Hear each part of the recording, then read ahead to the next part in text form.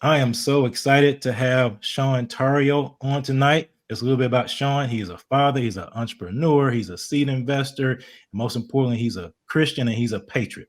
So we're going to talk about how we can secure our privacy, how we can talk about ways that we as believers and as Christians and patriots can ensure that we have our privacy, that we can protect ourselves from the surveillance of big tech. But most importantly, I want everyone to learn more about Sean and about his company, about ways that we can help each other out in terms of securing our data and making sure that nobody's spying on us and that we don't get censored, as a lot of people have been censored by big tech during this day and time. So, welcome, Sean. Thank you, man. I appreciate you having me. No problem, no problem. So, before we delve into what you do and the data privacy piece, just talk me through your background and your history and where you come from, Sean. Yeah, I'll try to keep this brief because it is a long story, but I Yeah. hail out of Chicago, North Shore of Chicago, born and raised out there. And honestly, the key to this story is I had a father who thankfully was very much awake, very much seeking Christ in all things and truth and love. And he sat me down when I was 14 and made me watch a VHS video series called The Creature from Jekyll Island. I don't Mm, know if you've heard of that book or I seen these have. videos, but it's about the history of money and banking and finance and the Federal Reserve and whatnot. So at 14, I really learned what is money, what has value, that our Federal Reserve is neither federal nor a reserve. And I started asking a lot of questions, and I started really noticing all the influence around me, trying to steer me in certain directions and the narrative plays that were going on. So for better or worse, at a very young age, I became a conspiracy theorist, as you know, almost all of my friends back then in high school and in college and beyond will attest. And it's interesting times because obviously, 100% of the things that I was talking about were going to happen have now happened, and Yeah. it's one of those paradigms where I'm devastated to be right, right? I Right. don't want to Right. be right about these things. I don't want to be right about how things have evolved, but they have gone that way and they are that way.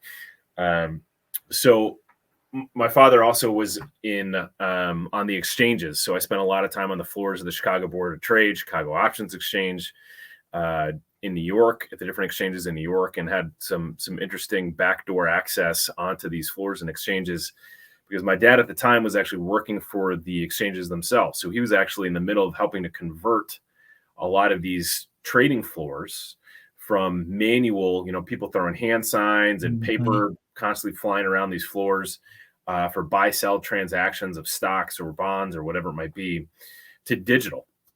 And my dad is not a tech guy. Yeah. So he would bring home a lot of these computers and he would basically park them in front of me and say, Sean, figure this stuff out and teach it to me. And so, for better or worse, at a young age, I became a geek as well and learned Mhm. how these computers work and whatnot. And fast forward many years, I've been an entrepreneur since I was 19, probably. And if you really get into me shoveling driveways and mowing lawns and whatnot, probably a lot earlier than that. But I've been an entrepreneur for a long time. Started a company when I was with a handful of friends when I was a sophomore in college. Got that bug and that itch. So I've been in and around startups for a very long time. I got married. My wife and I got pregnant. My wife basically said, look, you need a real job with to get stability and security and health insurance, or this is going to be a very short marriage. And so Right. Right. I sucked it up and I got a real job in corporate America, actually working for a very large software development firm. So I learned a lot about software development. And then I got into the data center world. And for those who don't know data centers, I know you do, Sean, but for those who Mhm. don't know data centers, they're massive warehouses that have thousands of servers, if not tens of thousands of servers. And they're designed to never lose power, and they're designed to never lose network connectivity. So you've got massive infrastructure, big battery backup systems, and diesel generators, and they're really kind of interesting, cool buildings. And so I got thrown into that industry and fell in love with that industry, and was in Silicon Valley at the time because I went to university in the Bay Area. So I was there from 98 onward. So as you can imagine, I Mhm. was there for the end of the boom and then Yeah. into the bust. Right. And then things ramping back up again and then busting again and ramping back up again. Yeah. So long story short, one of the key pieces to all of this, because I had access to all these different types of businesses of every different shape and size and whatnot. Being in this data center and hosting industry, you get to see all these different companies that need technology to operate, right? So I didn't focus in just like the medical field. I had medical clients, I had software as a service clients, I had you name it, banks, I had insurance companies, I had law firms. I mean, you name it. So I saw how all these different businesses are using technology. And then I started following the money, because that was always one thing my dad always taught me is if you follow the money, Sean, you'll be able to see who owns a business. And it's not always the public face, the CEO or the COO or the CMO, the PR guys for the company. You really have to see who has the ownership of the business. And if you know who has the ownership of business, you can quickly figure out what the ethos is of those people that have ownership. And then with that, you'll figure out how they're going to operate as a business. So with that in mind, I started following the money within the data center industry, within the hosting industry, and really being in Silicon Valley, started meeting the different venture capital firms and the private equity firms, and I started following the money, right? So now we kind of take it for granted. We're like, oh, well, BlackRock and Vanguard and State Street and Berkshire Hathaway, like people now know that these companies own everything. Right. But 15 years ago, when I started digging into this and I was telling people, a very small group of people and companies have ownership of all these different publicly traded companies and the private equity firms, because they're invested in these private equity firms and they're invested in the venture capital firms, right? They've got their money in all these different pots. So they're controlling and dictating what's happening across all these different playing fields in the investment industry. So it becomes very obvious. You just follow who's running the show here. What's the ethos of these people that are running the show? Are they biblical conservatives? I doubt it. And like many of our politicians, they might say they are, right? Yep. But when you look at their actions, they're not. Right? They're not. So being in the industry for as long as I have and watching all that play out, I was like, I can't participate in this. And not only that, I saw the writing on the wall many, many years ago, and that I knew that they had a stranglehold on the industry. They had a stranglehold on where the data lives. So our whole existence online, whether it's our cell phones or it's the email services that we're using, or it's the any software as a service that we're using, they control it all. They own it all. And they can very simply and very easily decide, we don't want this type of content that violates our terms of service to exist on our platforms or on our servers. So we can just turn them off, right? Right. And so I was warning and I was screaming and yelling at the people that I work with. I was saying, look, this is going to happen. They're going to censor us. They're going to leverage this as a means to turn us off and not allow us to participate online and destroy our businesses, try to destroy our credibility and whatnot. And people said, you're crazy. This is America, Sean. There's no way that will happen. We have the First Amendment. We have the Fourth Amendment. We have all these different pieces that are in place. And what most people don't know is when you're at that level of power, they don't care what the Constitution says. It's merely a hurdle that they have to try to figure how they can maneuver around, right? And I can go on for hours and hours, Sean, but one of the kicker, right, is when people keep saying, oh, this is a threat to our democracy. This is a threat to our democracy. And I'm like, well, yeah, if we were a democracy, but we're not a democracy. We're a constitutional republic. Right.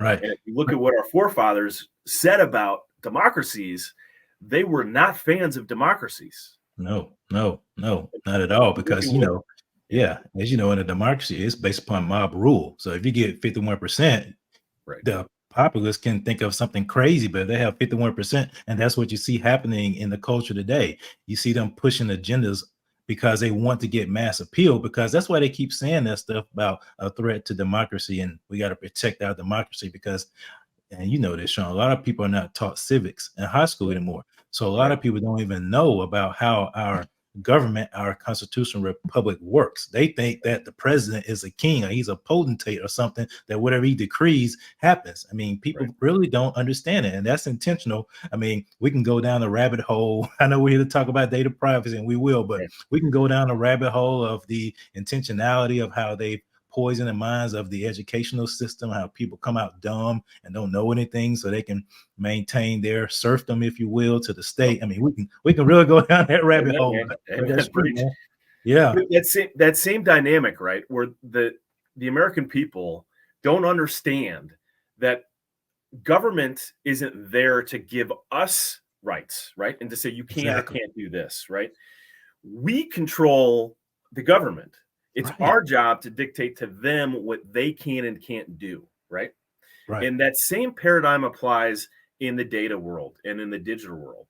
In that, we believe, and we've been indoctrinated in literally these big tech companies. And I'm just going to blow your mind here for a little bit. And I Yeah. train on this. I literally travel the country right now for the last Mhm. 15 months. And I train organizations and groups on this. And I spend 3-4 hours educating people on this very topic. So we only have a limited amount of time. So I'm going to try to Yeah. dump as much information as I possibly can as quickly as Take possible. your time. Dump as much as you can. Take your time. So between Facebook, Google, Microsoft, Amazon, and Apple, these 5 Mhm. companies, they make over $1 trillion a year. Okay. Mhm. Yeah. Of that $1 trillion, they spend tens of billions with a B, tens of Okay. billions of dollars annually on candidates and causes that are specifically trying to undermine our sovereignty and undermine our civil liberties, right?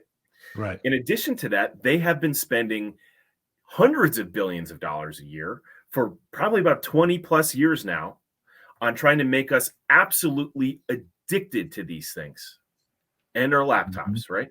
So Mhm. that we feel like we can't, my precious, right? If you've seen The Yeah. Lord of the Rings, it's like people can't let go. They don't know how to let go of it. We've been so trained and indoctrinated to think that we need Google services, we need Apple services, we need everything in the iCloud universe or the Google Cloud universe or Microsoft's Windows world, right? Even in business, right? Right. Everyone uses Microsoft Teams, everyone uses Zoom, everyone uses these applications that are not only designed to harvest all of our data, even Mhm. though they say, oh, we don't do this, we don't do this. You just have to look at all the court cases that these companies have literally lost.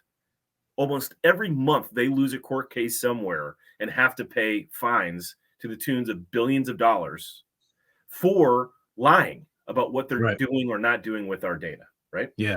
And Yeah. almost every day a new article comes out, we're like, oh, now people are aware of the fact that Apple is harvesting all of our data. And now people are aware of the fact that Google's harvesting. It's like, this is stuff that I've been screaming at people about and trying to educate people about for years, where they're like, you're crazy, you're a conspiracy theorist. Now they're like, huh, maybe you're right. Maybe they Yeah. are doing this, right?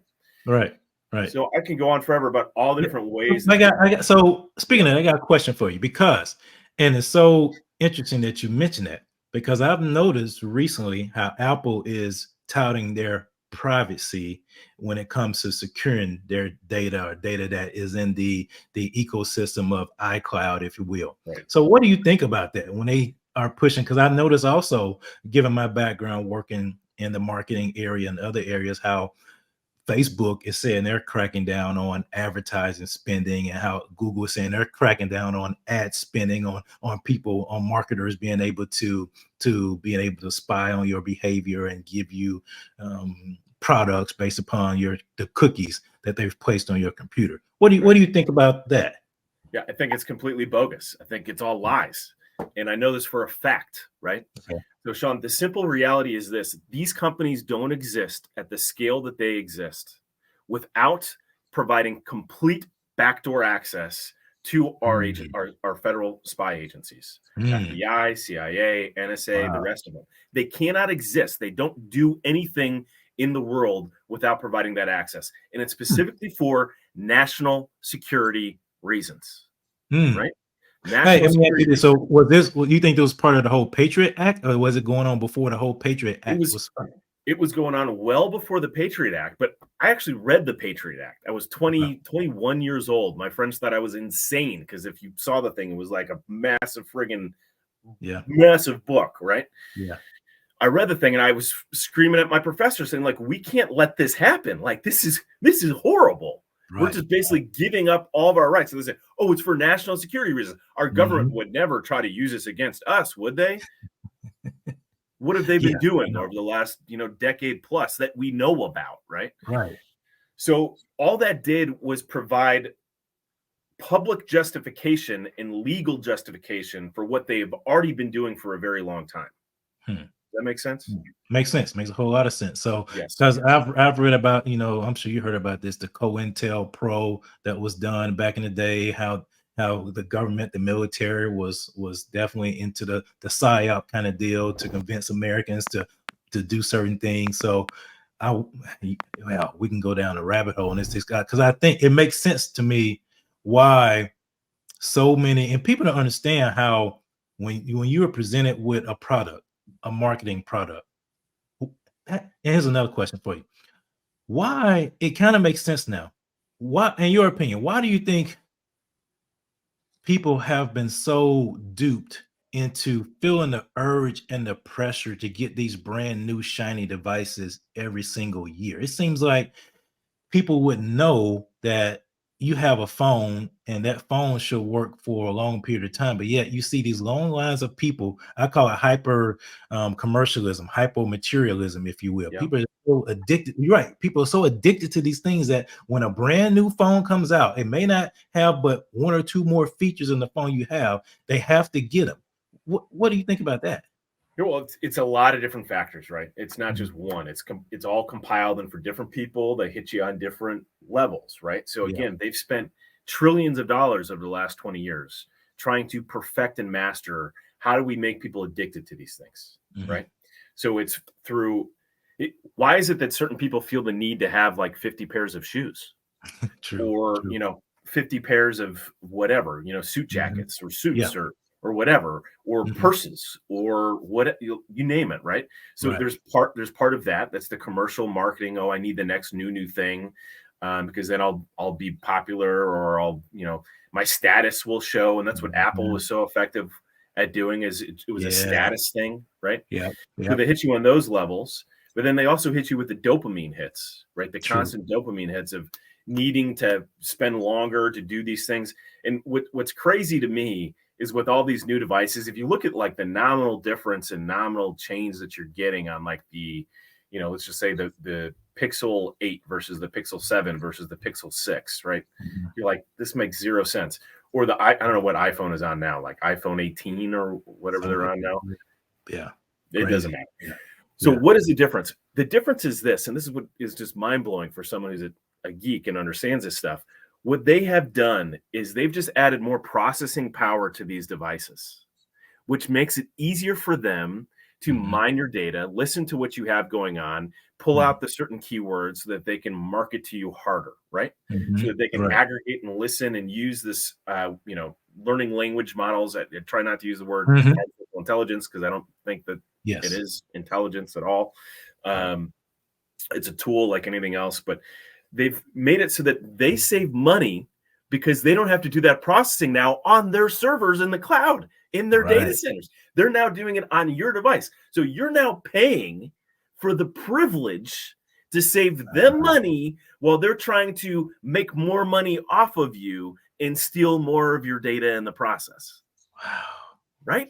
It's like Right. once you get Right. this, you can't unknow these things, right? This is Yeah. like learning about our monetary system and realizing, wait a second, there's nothing backing our currency. We Nope. have nothing backing our currency, and they can just keep printing more and more money, and there's really no rate. And it's a private entity, private companies that Right. actually own the Federal Reserve. And wait a Right. second, Right. what? This makes no Right. sense, right? It's the same with these things, and I Yeah. get passionate about this because it literally makes Yeah. no sense, and it drives me Yeah. crazy that people look at this and they're like, "Oh, well, whatever." No, this thing is So listening to all my conversations, and I know this for a fact because I was yeah. just talking to my friend the other day about real estate and buying a new house, and I just started to happen to see a bunch of ads about Yeah. houses. I Yeah. know it's listening to me. I know Yeah. it's listening to me. I know that for a Right. fact it's listening to all my Right. conversations, but so what, right?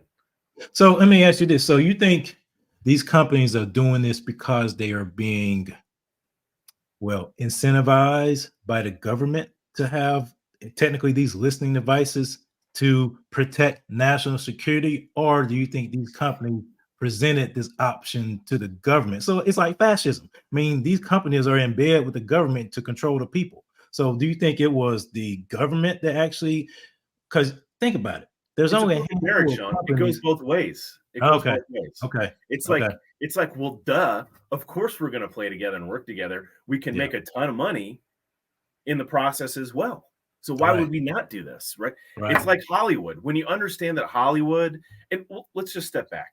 Hmm. Let's look at something like social media, Yeah. right? Or Twitter, right? How much money has Twitter made over the last 10 years? Profit. How much net profit?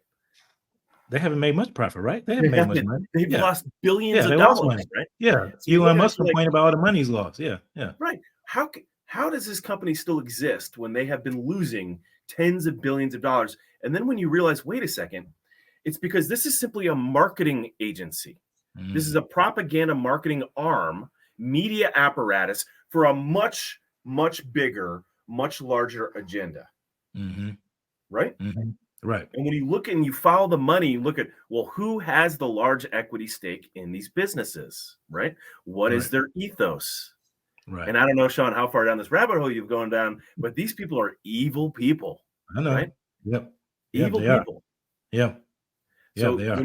when you're looking at this saying, well, if the agenda is control and the agenda is to steer people away from Christ, away Mm-hmm. from nuclear family, away from love, unconditional love, away Mm-hmm. from free thinking abilities, right? Right. And Right. actually knowing the truth, this Right. all starts to make sense as Right. to why the government is really in bed with these devices, these device manufacturers, and these software companies. When I don't really view the government is just a proxy, right? Mm-hmm. There are corporations that make more money than our own GDP in the United States, right? True. Yeah. So once you understand this bigger picture that is at play here, it makes perfect sense. This is just a tool that is being used by these much larger players to influence the masses and to steer them and drive them in a certain direction, right? Right. So Right. you've heard of the World Economic Forum, right? Uh-huh. I sure Have you have. heard of this guy Yuval Yuri or something? Yuri. I've heard of Yuri. Yep. I know he is probably the most anti-God person there is. Yep. Yes. Same. Mm-hmm. Yeah. So when he says something very very key, and people misinterpret it because he said we've learned how to hack human Mm-hmm. behavior, Yeah. right? Hackable animals. Yep. Humans are Right. hackable now. And Mm-hmm. people think, oh well, what does that mean? Like they can hack our code? Like we have code? Like I don't get that. Like are we computers? They want to convert Right. us to computers and they'll hack us that way. And it's no. What they have learned by watching your habits, Sean. If I know everything you're buying, where you're buying it, who you're playing with, and who you're spending time with, I Mm-hmm. know every conversation you've ever had with these people. I know the conversations that you're having online with different people. I know all the groups you're. If I know everything about you, Sean, I can very easily trigger you. Right. I know exactly what to say. I know Mm-hmm. how to say it to get you to do and or say things that I want you to say and or do. And that Mm-hmm. happens not only on an individual level, but a group level as well. True. So they've become so good at manipulating the narrative to steer people's opinions and steer people's behavior in certain Yeah. ways because Yeah. they have access to all of this data. Right.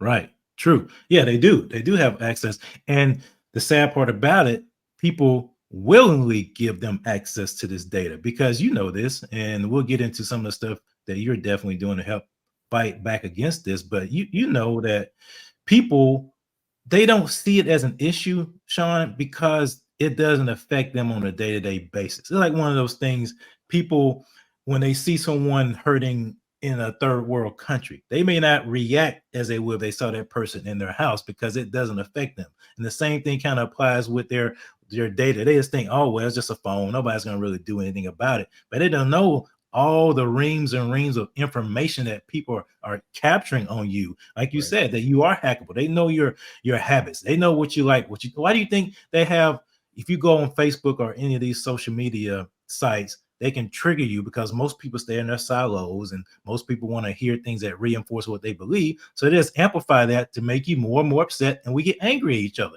I mean, this whole deal with race is just something they're amplifying to get us more and more upset at each other of something that we can't change. It's so crazy, but yet people are being manipulated, their minds are being controlled by this. Yep. Yeah, it's Yeah. So wild. So let's play on that, right? Yeah. If I gave you, Sean, I think we can all, your listeners probably, and you yourself would acknowledge we're at war right now, Yeah. right? We're at Right. war with enemies, foreign and domestic, but there's also a big spiritual battle going on, Oh spiritual yeah. war Yeah. constantly That's going the on, war. right? That's the real war. That's the real That's the battle. real war. Yeah. That's the war that really Hmm. matters the most, right? Right. But if we're at war right now and I gave you a weapon and I said, Sean, just so you know, here's a firearm. I don't have time to train you on this thing, but I am going to let you know that there is a GPS tracking device on that, a camera and a microphone on that, and all that information is actually being fed to the enemy that you're about to go fight. Hmm. Would you use that weapon? No, I would not. You'd be crazy to, right? It'd be crazy to. You'd be crazy to. So Yep. for every person that I ask, do you think that we're at war right now? And they're like, oh yeah, we're at war right now. I say that same thing. And I'm like, so why do you continue to use these things that are Yeah. literally feeding everything to the enemy? Because they can't see it, Sean. They can't see. They can't see the impact to themselves. That conversation that we're having right now, right, has probably unlocked a few things in your head where you're like, oh, holy smokes, I Yeah. get it now, right? Yeah. You can't now unknow those things, Right. right? This is Right. like being told, hey, when you go to the grocery store and you buy these certain products, this stuff is poison. Over time, Mhm. it's going to kill you. It's going to Yeah. continue to kill you, right? You're going to start, eventually, you're going to be like, you know what? I need to stop buying the Oreos. I need to stop buying the Doritos. I need to stop buying the Spam, or I need to stop buying these things that I'm just feeding into my system that Mhm. is low frequency, that is literally killing the cells in my body and Right. petrifying I need to stop doing that, right? I'm Right. going to stop drinking a liter of soda, right, every day. Right. Once you know that, you have to make that choice. Either I care Mhm. and I'm going to make a conscious decision to change, or I'm apathetic and screw it, right? Yep. There's Yep. nothing I can do about it, right? Right. So Right. I've reached a point in my life where I'm here to arm the people who are on the front lines of this war right now, who I Yeah. don't have to explain to them the fact that we're at war right now. There's enough talking Yeah. heads out there and enough so Yeah. they're out there pushing that message. I'm here to say, Yeah. hey, for those on the front lines, you don't need to be using weapons that are literally controlled and owned by the enemy. And Yeah. there's simple ways to do that. Open source is key. Using Linux is key. Mhm. And basically the equivalent to Linux, which is called Android, open source Android. Yep. And people say, oh, well, Google is Android. Well, Google is not Android. Google took the open source mobile operating system called Android and they made their own thing of it, and it's closed Mhm. source system. But by using open source software and open Yeah. source operating systems, Right. you then regain control of these devices Right. so that data is in your control. That doesn't mean that if I download a Facebook app on my phone and I give Facebook access to my contacts and my Wi-Fi and all these things, that Facebook isn't going to then get access to them. I've given them access. Mhm. But in the paradigm we live in today, you download that app. It says, click here to accept our terms and conditions. Who reads the terms and conditions, Sean? Nobody Nobody. does. Nobody reads that. Nobody reads it. But what Nope. you've effectively done when you said, okay, is you've given them free reign access to your entire device. Right. And that's how Right. like this flashlight app that you might download is making money off of you, and you don't even know it because they've Nope. got access to your GPS. They've got access to what you're doing on all your other applications. Mhm. They've got access Right. to all these things that you have no idea that you just gave them access to. Right. Right. Right. And they sell that data back to these third party companies, and that's why you get all these things in the mail. That's why you get these pop ups on your device. And when Right. people are like, wow, I was just thinking, it's crazy. I heard somebody telling a story the other day, like, wow, I was just thinking about this, and it popped up on my phone. No, you're being listened to, you're being surveilled, and somebody heard that, and therefore they specifically pinpointed this advertisement just for you at this right time, because they know at this just time you sit here and you looking at this particular app, and they know right where you are and what you're doing, Right. and there you go, right? Yeah, You're and right you for the paused. click. It gets into the minutia, dude. You Yeah. paused as you were scrolling through something, and you stopped, and you looked at something Yeah. for like 2 seconds versus the like 0.2 seconds that Mhm. you're just, and they're like, oh, they're interested in this one thing, so we need to feed them that, right? Right. It's that sophisticated. It can get that targeted, and that's how Right. they've hacked our behavior. Right. That's what they're talking about. Right. So let me ask you this question. So open source. A lot of people may or may not know about open source. They may think open source that it's susceptible of being hacked or their information Right. being Yes. stolen. What I'll what do, break what it do you say down. to Super people like simple. that? Yeah. Super simple. Yeah. So if I have the blueprints to my house, Mm-hmm. and I can see where the electrical is. I can see where the plumbing is. I know where all the windows are. I can see every story. I know where everything is. You can say, well, that's going to give the enemy the ability to figure out where the threat vectors are inside your house. 100%. But that also gives me the ability to see where those are. And if I'm True. serious about this, I'm going to say, okay, there's a vulnerability in my garage over here at 2 a.m. to 4 a.m. Mm-hmm. This thing opens up and might provide access to someone outside. I need to block that. And the more people that have eyes on the blueprints, the more people who can see and say, there's opportunities for people to exploit X, Y, and Z.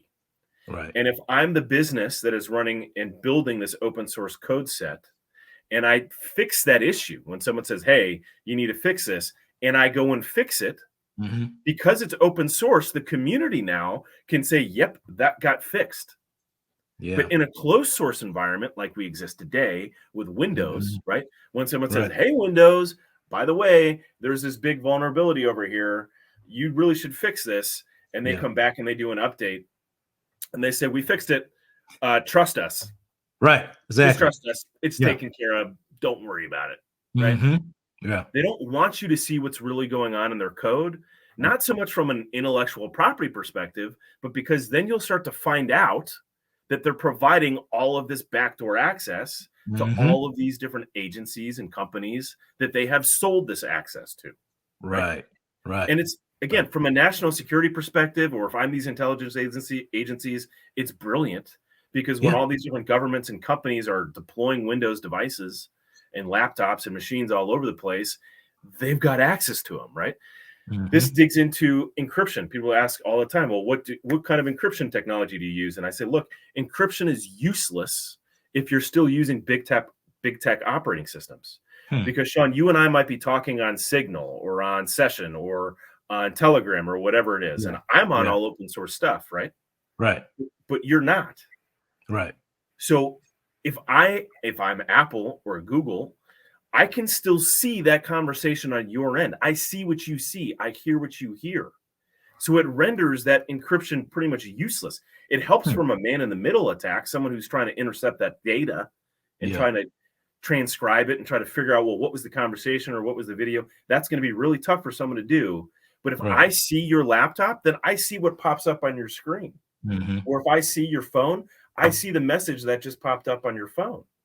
It's the same with email, right? You might be having a conversation with someone and you're on an encrypted email service, but they're Right. still using Gmail. True. True. Then that conversation is being archived by Gmail, by Google. That's true. That whole conversation. So we have to start learning about this stuff. Again, if you have a firearm, I don't know if you Yeah. carry, but if you carry, and you have to learn how to use this thing. Mm-hmm. You don't just walk out in public and say, "Oh, I'm loaded just in case," right? You're bound to eventually shoot yourself Right. or shoot someone around you.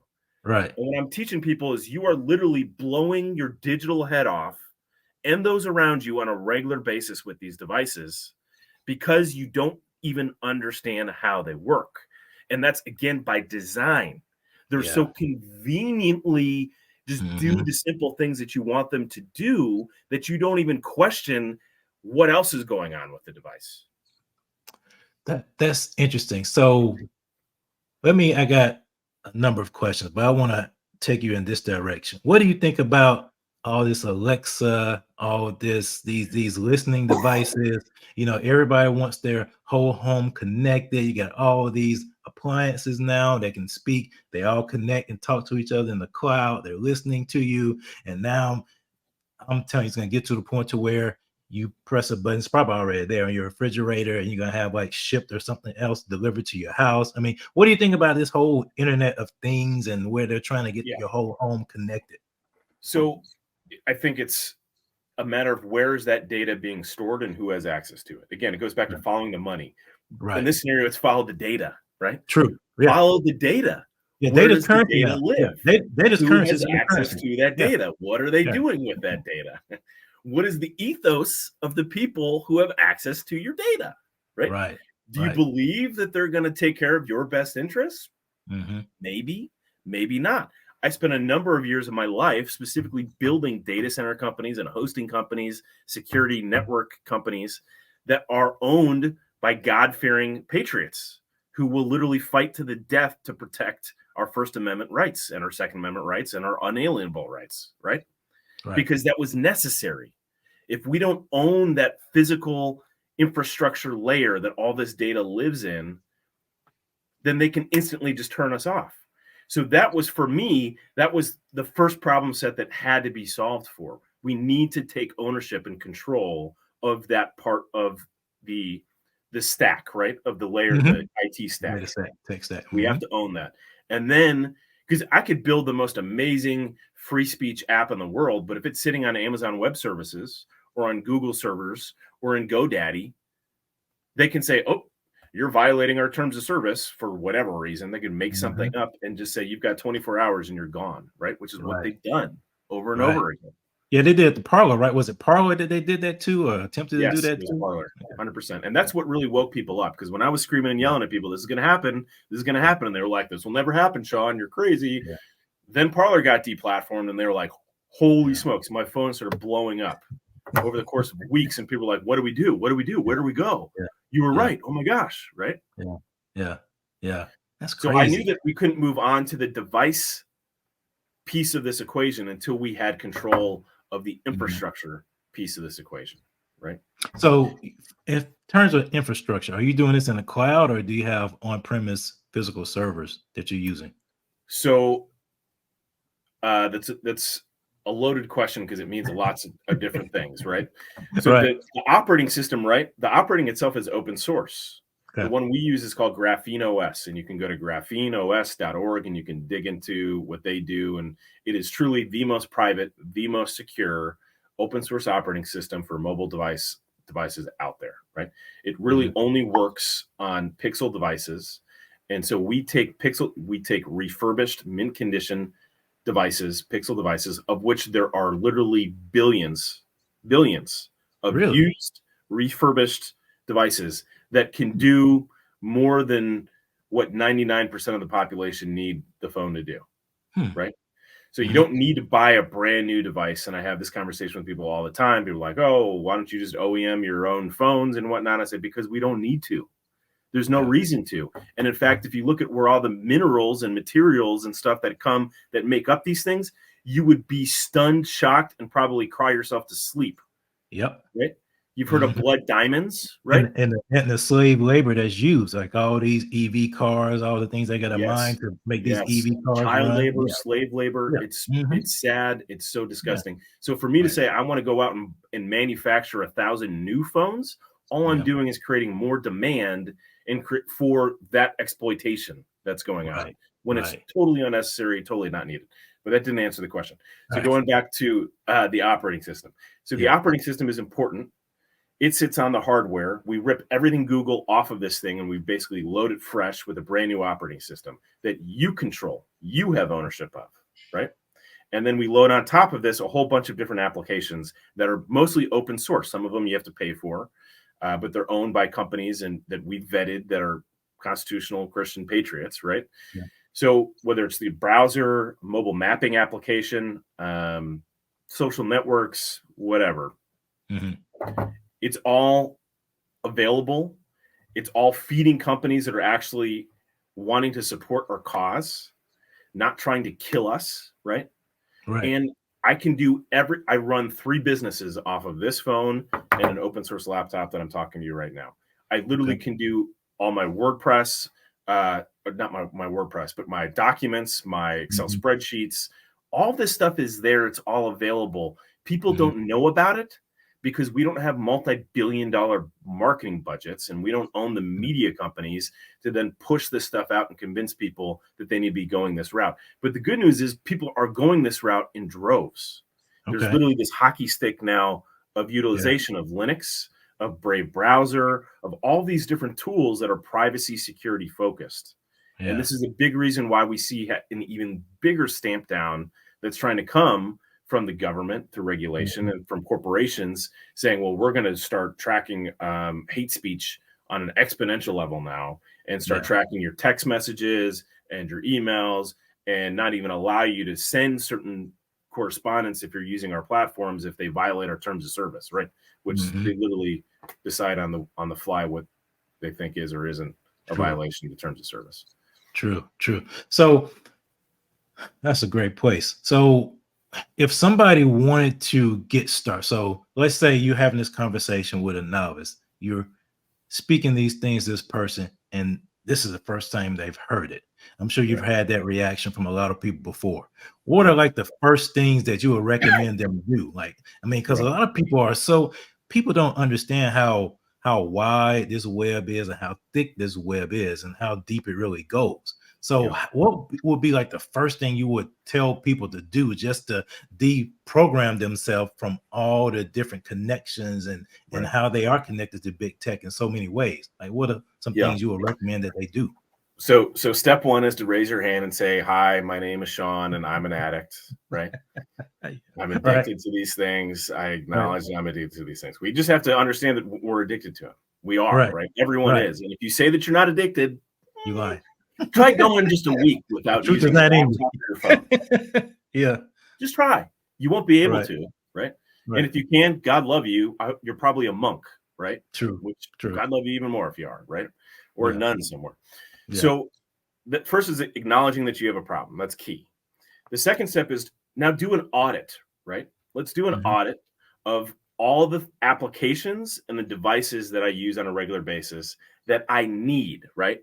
You don't need the Candy Crush, video game app that you probably waste way too much time on playing during the week, right? You don't need that, right? And the other key is, do you know the login and the passwords for those applications and those tools?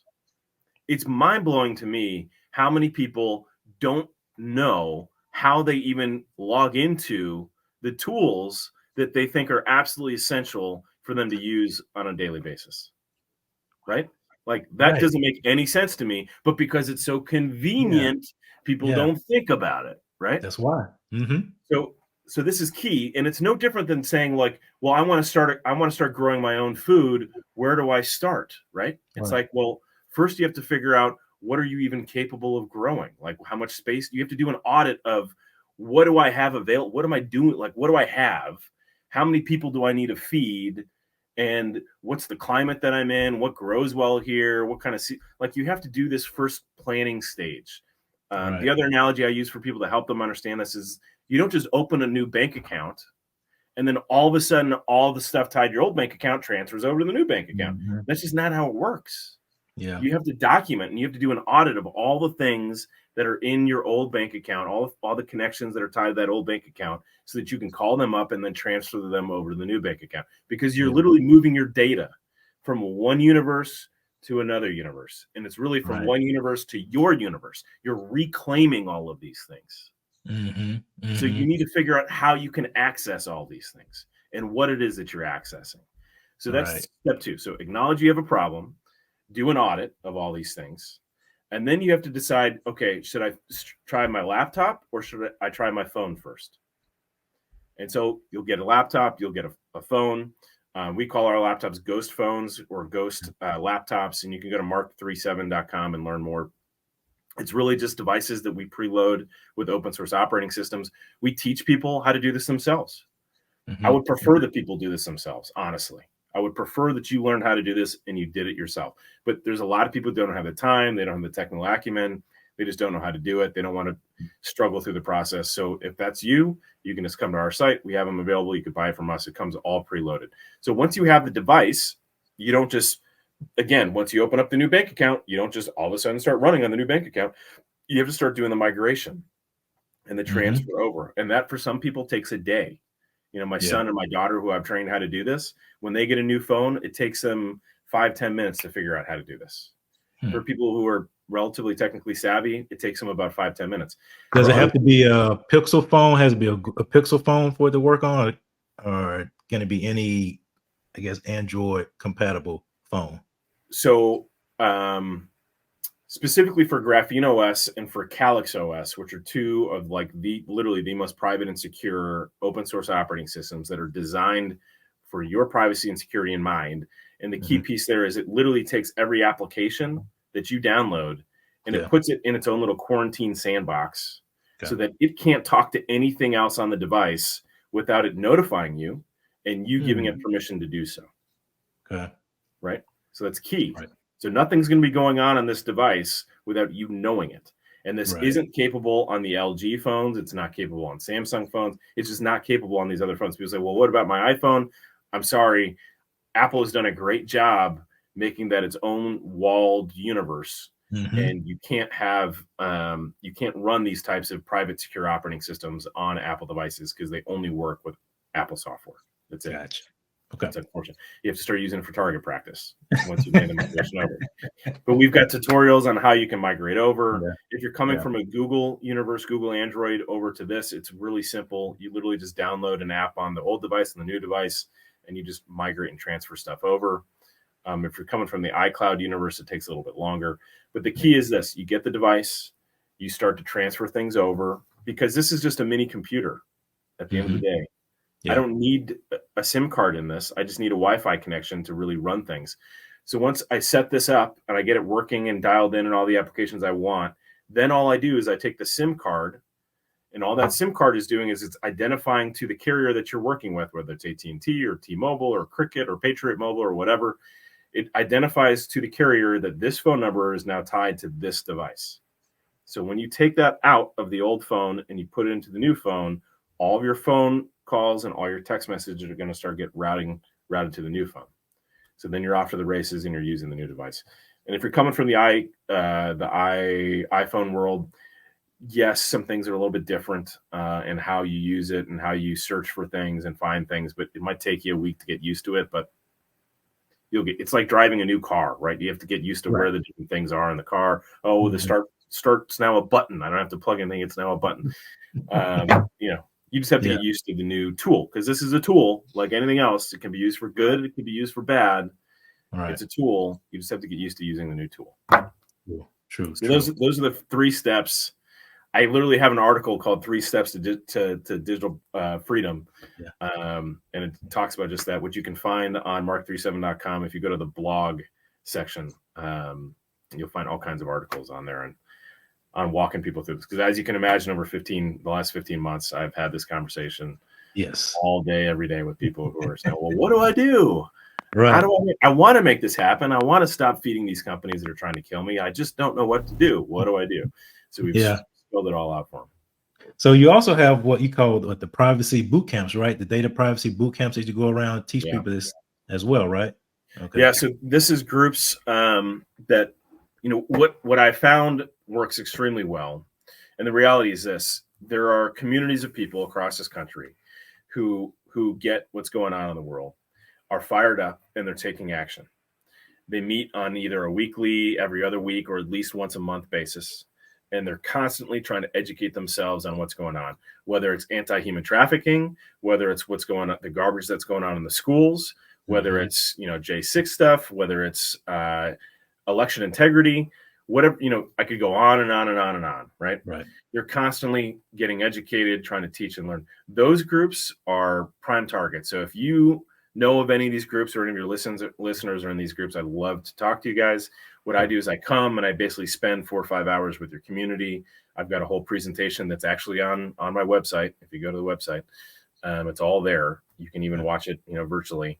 But I come live, because I've found that breaking bread with people, shaking hands, giving people hugs is where the magic happens. And people really, for me, I want to build relationships with the people who are on the front lines of this war right now, so that I can help them and they can help me with everything that we're doing right now, because that's how this community is how we're going to spark freedom across this country at the end of the day.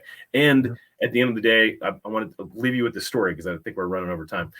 But literally, the reason why I'm doing what I'm doing right now, Sean, is because God spoke to me on January 6th, when all hell broke loose in the Capitol. And I'm telling you, I was warning.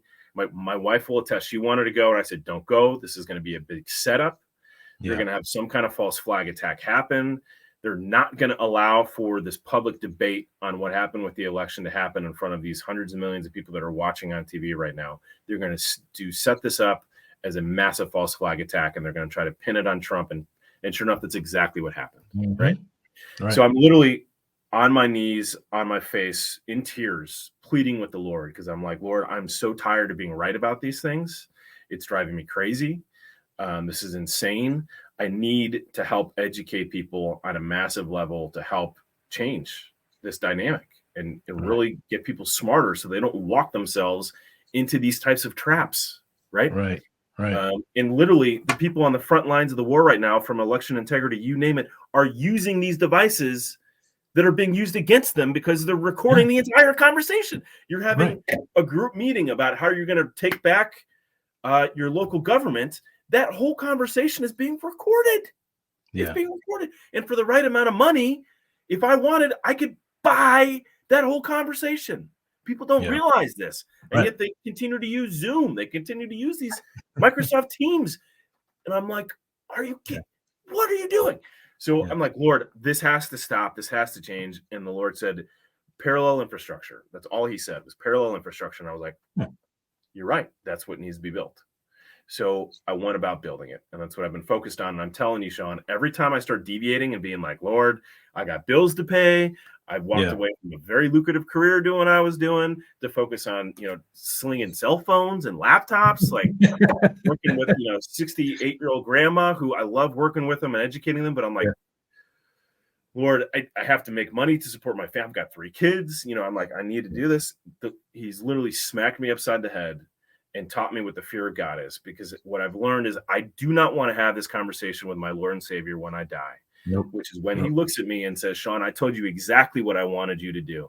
You knew exactly what your mission was. And you said you didn't want to do it. Why? Because of why, Sean? Because you were afraid.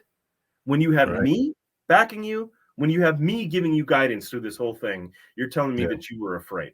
The King of Kings, the Lord of Lords, who raises the dead and moves mountains, and you're telling me you were afraid? When that really sunk in for me, and I was like, holy smokes, that's when all fear inside of me just went away. And I realized I'm in it to serve. And if we look at the lives of the great saints and apostles, did they live comfy, happy, footloose, fancy-free lives in big castles? No, they didn't. They didn't. And man, we can really get into a whole nother topic about the American church and where that is and how we're lazy. We're the Laodicean church. We're fat, lazy, think we have everything. Because that's the reason why I started this channel, man. Because I mean, especially in like the community that I'm primarily speaking to, how they've driven God out of the community and replaced it with government dependence. And the Lord just really spoke to my heart, because a lot of people don't know who he is. And so I'm here to tell people who he really is, not this fake social gospel religious stuff that you've been pushed down your throat for the past 60 something years, but who God really is. So that's inspiring, man. I'm glad to hear that. That's real good. Real Well, good. if you ever want me to come back and start rapping on that topic, we got a lot of stuff. We didn't even touch on the Jekyll Island, the Fed, and all those things. So I'm gonna have you back on for sure to talk about those things, man. We could talk about a whole number of topics that I'm sure people are eager to learn more about. So before I let you go, I want to ask you this final question: how did you come up with your company's name, Mark 3:7? So that's straight from scripture, man. Mark 3:7. And if you read through it, that's where Christ has healed the cripple, the hand of the cripple. And the Pharisees are super pissed because he basically called them on the table and proved that they were idiots to their face and in public, which he did many times. But this is one of the first times that he did. And he knew that they were going to try to kill him. So he went down to the sea. And it says that he went down to the sea, and the multitudes followed him. And it starts listing off all the different regions where people left everything to follow Christ at the sea. Thousands left everything. They left their families. They left their jobs. They didn't know how they were going to feed themselves. They didn't know where they were going to go to the bathroom. They didn't know where they were going to sleep, right? They didn't know how they were going to pay for any of this. They just knew there was a guy doing some crazy, miraculous stuff. And they knew that this system that they were in was broken and not providing them fulfillment. And so they wanted to go check this thing out. So they took a leap of faith to go out and just follow Christ. And I believe that we're in those times right now where the wheat is being separated from the chaff right now. And people are starting to realize, holy crap, this matrix that I live in is an illusion. Nearly everything I've been taught since I was a kid is probably a lie. And what is the one thing that I do know to be true? And for me, I know it's this Christ right here. Right. This is the one thing Right. that I know to be true. In my Right. heart of hearts and my soul of soul, I know this one thing to be true.